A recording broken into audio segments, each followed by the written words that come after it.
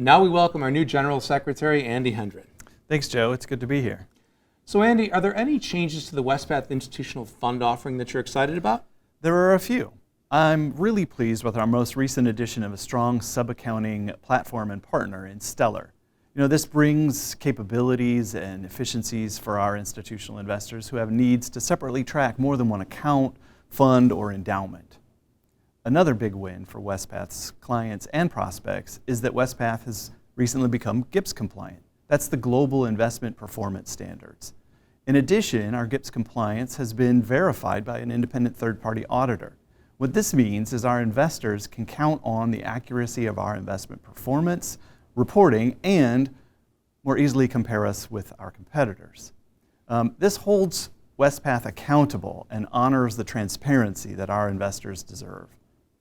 And lastly, I'm excited by our plans to add a new alternative investments fund for our clients. This fund will offer investors the opportunity for greater diversification within Wespath's offerings and a new avenue to pursue private market returns. Yeah, that's great. Those are all exciting things. And then thinking about growth, what are the growth opportunities that you see?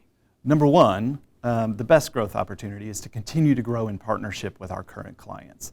Whether it's helping our foundation partners secure new business or it's growing the asset pools for our mission organization clients, all of Wespath's customers benefit and the broader connection strengthens when our investors succeed and grow.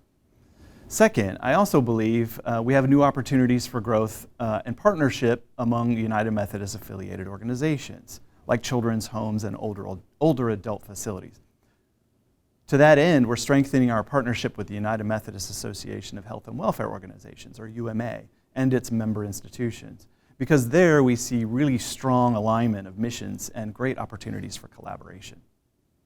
Third, I'm excited about the prospect of providing services to organizations from closely related faith traditions to the United Methodist Church, such as Pan-Methodist churches and perhaps other faiths in covenant relationships with the UMC.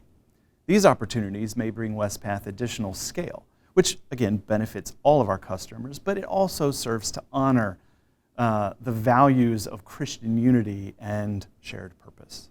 Yeah, thanks for that. A topic we hear frequently is about General Conference. So can you tell us, how are we preparing for General Conference? And then also, what happens if General Conference is again delayed? That's the $50,000 question, Joe. Like most in the connection, we await word from the Commission on General Conference about whether the conference will be further delayed due to the pandemic. But we haven't been sitting on our hands, waiting. Working with our board of directors and in close dialogues with stakeholders, we've continued to study our proposals to the General Conference regarding the denomination's benefit plans and Wespath's governance.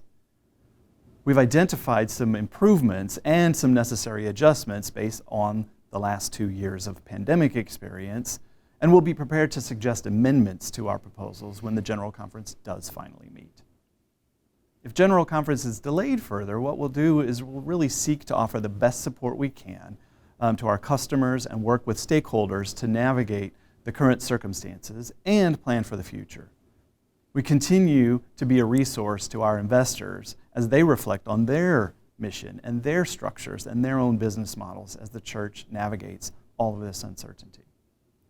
We'll also use the denominational pause as an opportunity to focus on improvements to our service model and spend more time building stronger relationships across the church. And in terms of challenges or opportunity, what do you see in terms of your first year in this role? Without a doubt, technology is a big challenge. It's on my mind a lot. As we see it in our daily lives, technology is changing all around us at a rapidly increasing pace. Like society in general, the church is adjusting to this new digital age. Just what the metaverse and Web 3.0 and cryptocurrencies and non-fungible tokens mean to retirement plans, institutional investors, asset owners, and the very nature and mission of church, that all remains to be seen.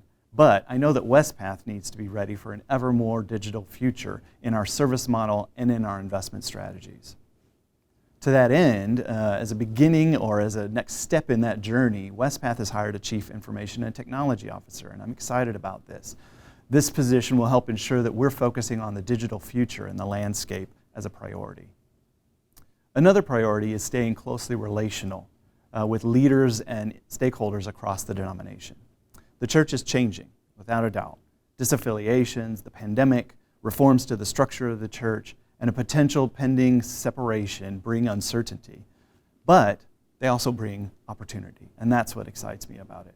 Staying in close dialogue with influencers from across the spectrum of views and from diverse segments of the church will help Wespath meet the church and meet our customers where they will be and provide them the support and services that meet their needs of tomorrow and not just today.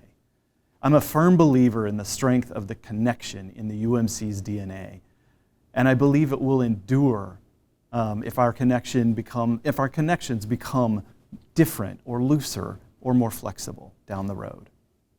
Right, and then another question we're thinking about is, are you planning on implementing any changes in your new role? Joe, I'm not really a believer in change for the sake of it. Wespath is in a solid position thanks to the legacy of Barbara Boisigrain's 27 years of ministry leadership in service to the church. But change is inevitable, and sometimes it can be unsettling. My philosophy is being open to and having faith in thoughtful, intentional, data-driven changes that further Wespath's mission and the long-term security of our customers. Great, thanks for that, Andy. We appreciate you being with us today. It's been really good to be here.